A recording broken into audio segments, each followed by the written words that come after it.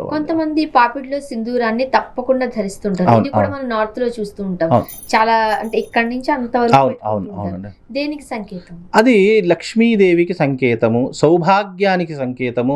అలాగే ఈ యొక్క పాపిడి బిళ్ళ అనేటటువంటి గజస్థానము అని చెప్తుంటారు, గజలక్ష్మి స్థానము అని చెప్తుంటారు, అలాగే సౌభాగ్య స్థానము అని చెప్తూ ఉంటారు. కాబట్టి ఈ ప్రతి ఒక్క స్త్రీ ముత్తైదువు ఎవరైతే ఉన్నారో, సుమంగళిగా ఎవరైతే ఉన్నారో తప్పకుండా 2 చోట్ల సింధూరం ధరించారు. ఒకటి నుదుటి మీద, రెండవది పాపిడి బిళ్ళ మీద. ఈ 2 అందుకే మార్వాడి వాళ్ళు ధరిస్తారు.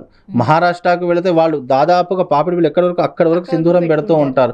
కొన్ని వాళ్ళు ఆచారాలు అవి చాలా శుభప్రదమైనటువంటి. అందుకే మీరు ఎప్పుడైనా గమనించి మార్వాడి వాళ్ళ దగ్గర డబ్బులు ఉంటాయి, అలాగే మహారాష్ట్రలోకి వెళ్తే కనుక వాళ్ళ దగ్గర డబ్బులు ఉంటూ ఉంటాయి. కానీ వాళ్ళు కనిపించరు, బయట అంగులు హార్బాటాలు చూయించరు. కానీ మన వాళ్ళలా కాదు, ఏ చిన్నపాటికి ఉన్నా కూడా కాళ్ళ ఎగిరేస్తూ తిరుగుతూ ఉంటారు.